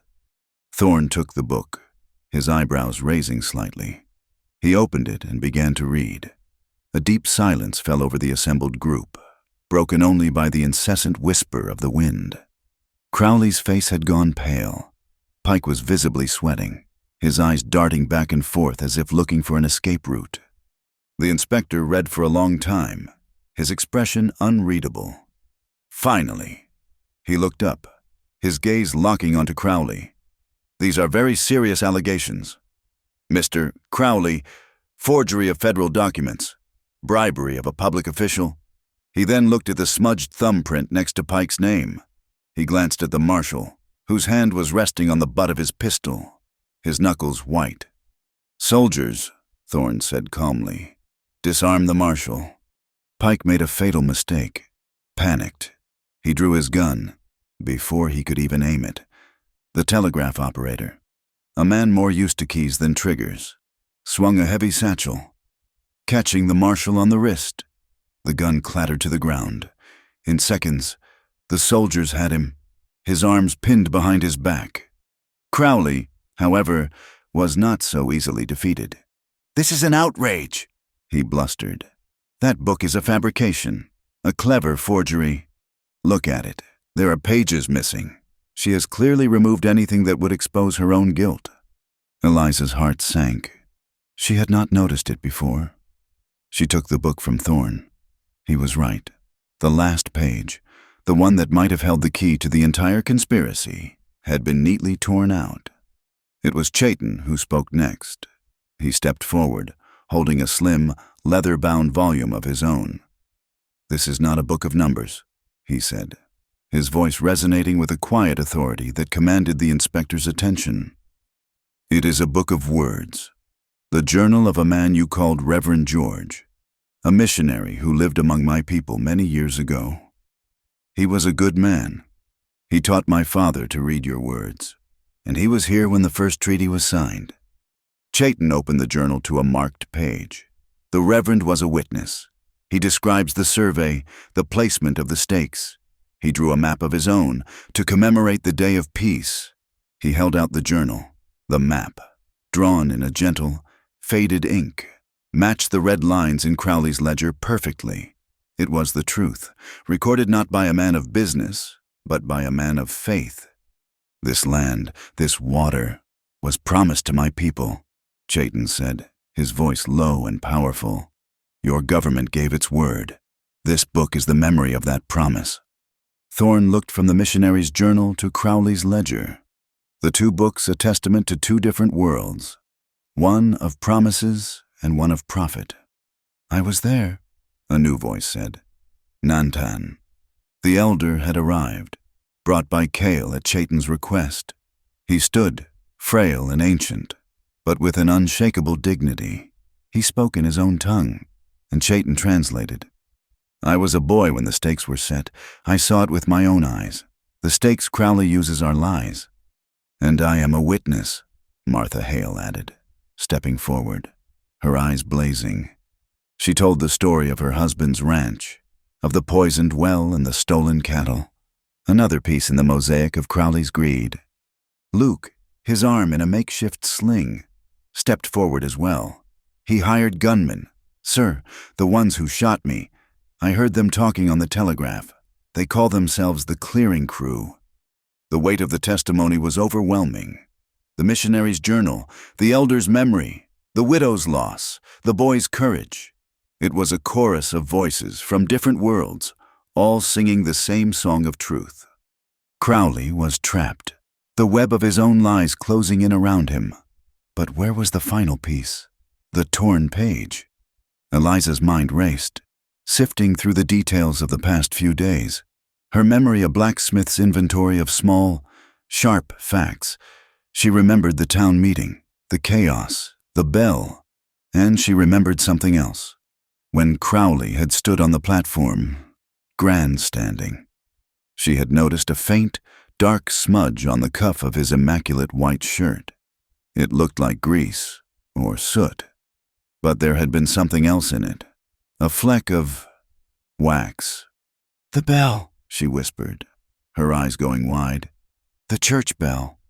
She looked at Martha, who was watching her, a question in her eyes. The day you rang the bell, Eliza said, her voice rising with excitement. The day of the meeting. The rope is old. It is waxed to keep it from fraying. Crowley was there, right under it. That smudge on his cuff. It was bell rope wax. It was a wild guess, a leap of faith based on the smallest of details. But it was all they had. He tore the page out, she said to Thorne, and he hid it, in the one place no one would ever think to look.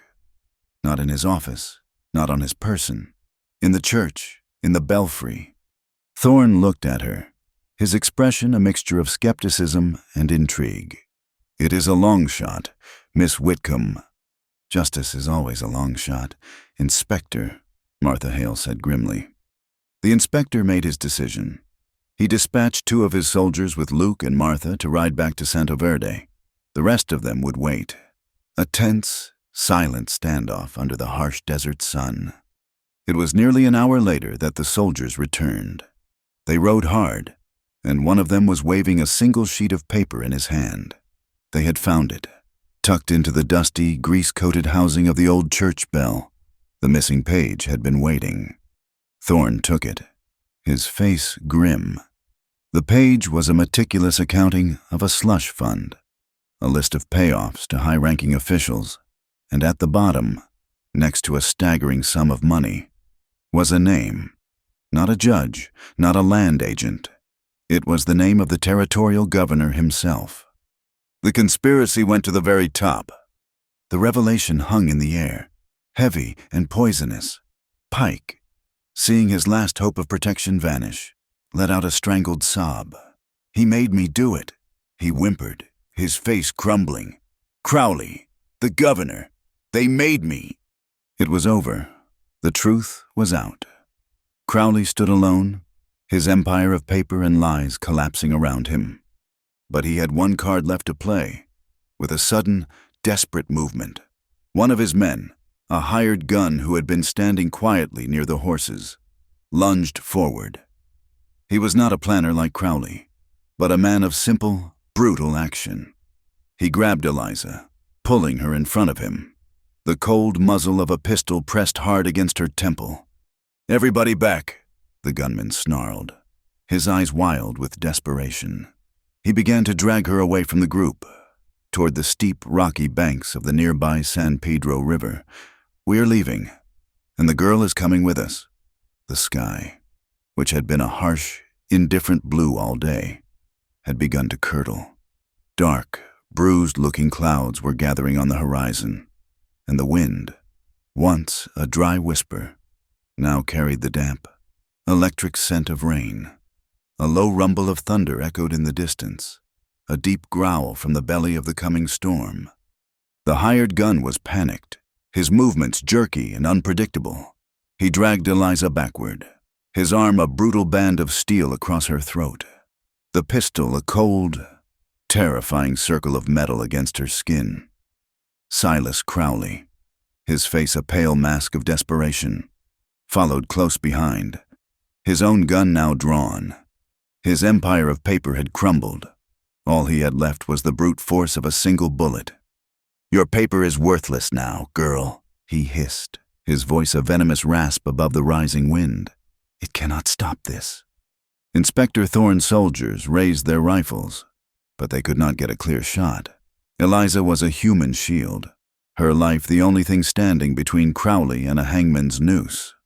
Chayton stepped forward from the group, his hands raised in a gesture of peace. He held the sniper's rifle in one hand, his knife sheathed at his belt. "Let her go," he said, his voice calm and steady. "A rock in the swirling currents of chaos. Take me instead. I am the one you want, the Apache renegade." Crowley laughed, a high, unhinged sound, an honorable trade. "But I think not. She is the one who started this. She is the one who will end it." Chayton continued to walk forward, slow, deliberate steps into the open, making himself a clear target. He stopped, a good 50 feet from them. With a fluid movement, he laid the rifle on the ground.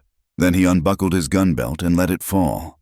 He stood before them, unarmed, vulnerable, his gaze locked on Eliza. She saw the message in his eyes. He was offering his life for hers. But she also saw something else, a flicker of a question, a silent communication. His eyes darted for a fraction of a second to the left, toward a patch of ground near the riverbank where the reeds grew thick and the earth looked dark and damp. It was a marshy spot, fed by an underground seep from the river, a place where a horse or a man might lose their footing. She understood. The gunman was dragging her closer to the river, his grip tightening. Crowley was distracted, his attention focused on Chayton, the symbol of the wild. Untamable land he had tried and failed to conquer. This was her only chance. She could not fight the man's strength, but she could use his own momentum against him. As he pulled her backward, she did not resist.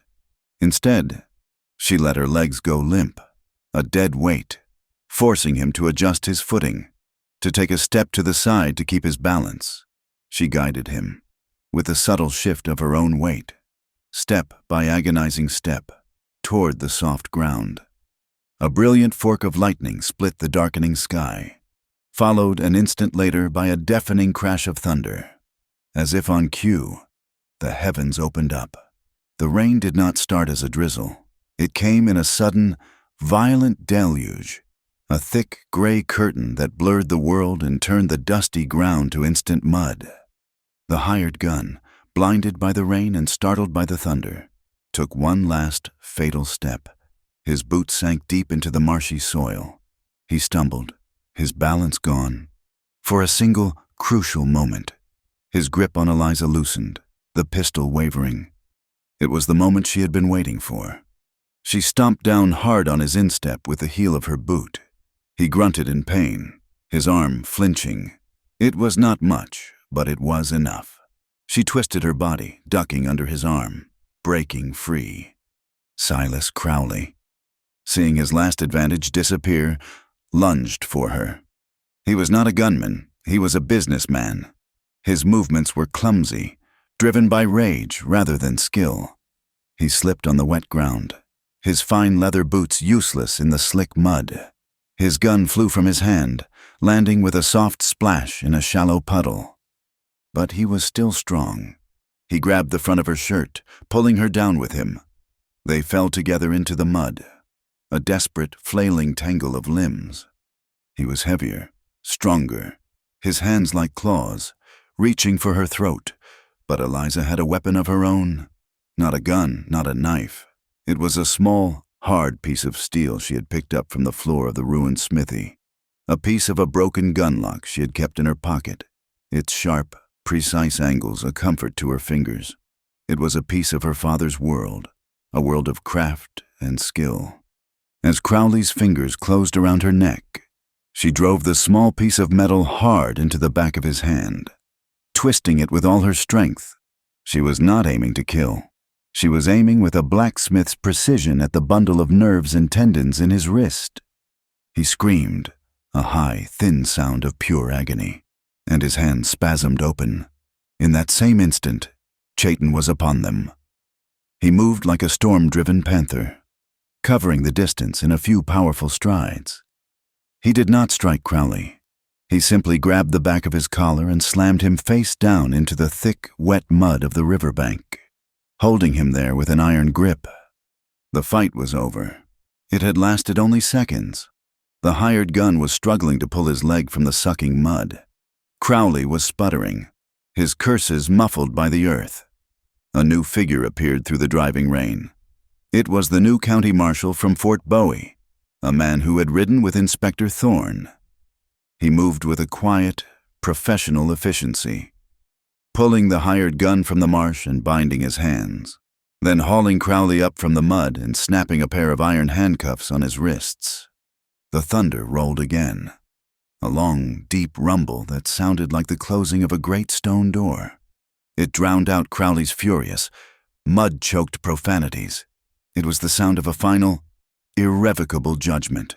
Silas Crowley, the man of paper and power, was defeated, not by a bullet, but by the very land he had tried to steal. He was brought down by the mud, the rain, the storm. Eliza struggled to her feet, her body trembling with a mixture of terror and exhaustion.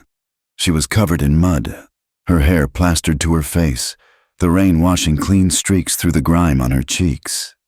Chaitin came to her side. He put a hand on her shoulder, his touch firm and grounding. He looked at her, his dark eyes filled with a fierce, protective pride. "It is finished, Eliza," he said, his voice a low rumble beneath the drumming of the rain. She looked at Crowley, a pathetic, mud-caked figure being led away by the law. There was no triumph in her, no satisfying taste of revenge, only a vast, aching weariness. They had not sought personal vengeance. They had not taken the law into their own hands. They had simply held up the truth until the real law had no choice but to see it. Pike, his face a mask of pathetic relief, was already talking, the words tumbling out of him in a desperate, pleading stream, confessing everything, naming names, trading what little honor he had left for the hope of a lighter sentence. The web of corruption, with the territorial governor at its center, was beginning to unravel. Eliza began to shake, a deep, uncontrollable tremor that came from the very marrow of her bones. The storm within her was finally breaking. Chaitin saw it. He stepped closer and put his arm around her, pulling her against his side, shielding her from the wind and the rain. He held her there, a solid, unshakable presence. As the storm passed and the world began to wash clean. The turning of a season is a quiet thing. It does not announce itself with thunder or gunfire, but with a gradual softening of the light and a new coolness in the wind. The autumn that followed the storm was a season of healing. The fierce, sun-bleached colors of summer gave way to the gentler hues of gold and rust. The cottonwoods along Mesquite Creek turned a brilliant yellow, their leaves like 1,000 fallen suns scattered on the water. The land, washed clean by the monsoon rains, seemed to breathe a long, slow sigh of relief. News from the world of men traveled slowly, carried by the occasional trader or a dusty traveler on the territorial road. They learned that Silas Crowley's trial in a federal court was a swift affair, faced with the combined testimony of a federal inspector, a repentant marshal, and a ledger that meticulously documented a conspiracy reaching the highest office in the territory. He was found guilty. The man who had sought to build an empire of iron and paper would spend the rest of his days in a stone cell, his world reduced to 4 gray walls. Marshal Pike, in exchange for his full confession, received a lesser sentence, his betrayal earning him nothing but a few years of hard labor and a lifetime of shame. The new railroad depot at Santo Verde did not become the bustling hub of commerce Crowley had promised. Instead, Inspector Thorne, in a move of unprecedented fairness, declared it a temporary justice station. The railroad's expansion was officially halted, its future contingent on a new, fair and open negotiation of water rights with the Apache tribes, a negotiation to be mediated by federal agents who had not been bought and paid for. The raw pine stakes that had scarred the town were pulled up, one by one, leaving small, dark holes in the earth that would soon be covered by grass. Santo Verde began to heal, too. Martha Hale reopened her boarding house, and the smell of baking cornbread once again drifted from her kitchen, a warm and welcoming scent that promised safety and sustenance. Her establishment became a new kind of town center, a place where conversations were honest and bargains were fair. She no longer had to fight alone. The townspeople, having seen the truth with their own eyes, had found a new, tougher kind of courage. Luke Tranby received a letter one day, a letter bearing an official seal from the United States Army Signal Corps. Inspector Thorne had been true to his word. The letter was an offer of a full scholarship to the telegraphy school at Fort Leavenworth. Eliza and Chayton watched him leave on the morning stagecoach, his face shining with a mixture of excitement and sorrow. He was a boy on the cusp of his future, a future he had helped to build with a shattered mirror and an unshakable belief in the power of the truth to travel through a wire. As the days grew shorter and the nights cooler, Eliza and Chayton began to build. They chose a spot on a high, wide ledge, sheltered by the solid embrace of a red rock cliff face. It overlooked the valley, a hawk's eye view of the winding creek and the distant, hazy mountains. It was a place of immense peace and unshakable strength. They built the house themselves, with the help of Chayton's people and a few of the more open-minded townsfolk who came offering their labor in exchange for Eliza's skill. The walls were thick adobe, cool in the summer and warm in the winter. The roof beams were ponderosa pine, hauled down from the high country, their clean, sharp scent filling the air. It was not a large house, but it was solid, built to withstand the wind and the sun and the turning of the years. Beside the house, they built the forge. It was smaller than her father's, more compact, more efficient, but the anvil was the same one, salvaged from the ashes of the old smithy. Eliza had spent weeks cleaning it, polishing away the soot and the rust until the steel face shone like a dark mirror. When she struck it for the first time, the clear, ringing sound that echoed across the valley was not a sound of grief or loss. It was a sound of continuation, of a legacy being reborn. Above the wide door of the forge, she hung a simple wooden sign, the letters carved and burned into the wood with her own hands. It read, Whitcomb and Company, Forging, Gunsmithing, Farm Implements. It was a declaration of her past and her future, a tribute to her father and a promise to the community. She established a rule, a simple one that was as unyielding as the anvil itself. She would work for anyone, settler or Apache, who came to her with an honest need. She would repair their plows, shoe their horses, mend their tools. She would treat every customer with fairness and respect, but she would refuse service to any man, no matter how much gold he offered, who sought to control the water, to fence off the creeks, or to deny life to others for the sake of his own profit.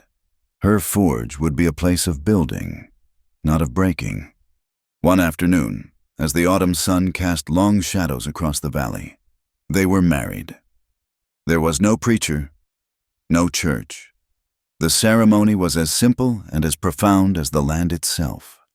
Their small family of friends gathered near the creek Martha, her face softened by a rare, gentle smile. Nantan, his ancient eyes holding the wisdom of 1,000 seasons, and the people from both of their worlds who had learned to see past the color of skin to the quality of a person's heart. They followed the traditions of both their peoples. Martha read a passage from a worn book of poems that had belonged to her husband. Then Nantan stepped forward. He held 2 long, braided cords of sweetgrass, dried in the sun. He took Eliza's wrist in one hand and Chayton's in the other. With slow, deliberate movements, he tied the cords, binding their wrists together.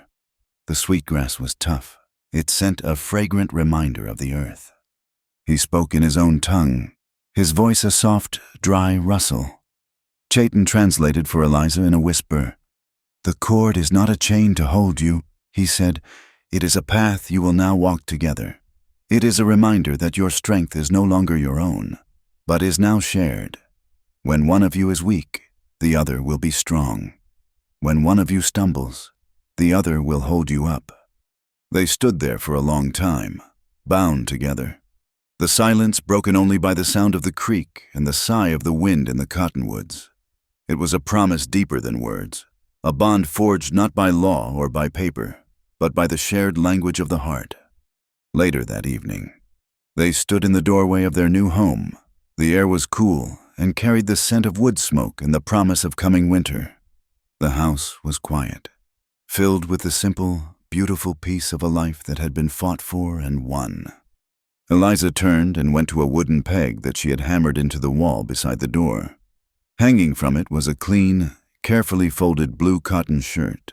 It was the shirt Chayton had given her by the creek, the one that had been so large it had made her feel both silly and completely safe. She took it down, the faded fabric soft in her hands.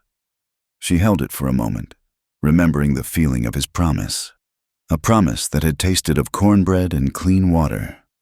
"You look like my forever," he had said. She unfolded it and hung it not on the peg, but over the back of a simple wooden chair that sat by the hearth. It was not a trophy or a relic. It was a quiet, constant reminder. It was a piece of the past that they had chosen to bring into their future, a symbol of the shelter they had found in each other. Prejudice and greed would not vanish from the world overnight. But here, in this house built against the rock, they had planted the seeds of trust and respect. They had learned that love was not about possession, but about building something together, and that a single, difficult season was long enough to create a harvest of hope that could last a lifetime. Thank you for listening to our story. Please let us know in the comments where you are listening from, so we can all connect and share our thoughts. And do not forget to subscribe to our channel Wild West Tales. Like the video. And support us further by pressing the hype button so this story and video can be heard by more people.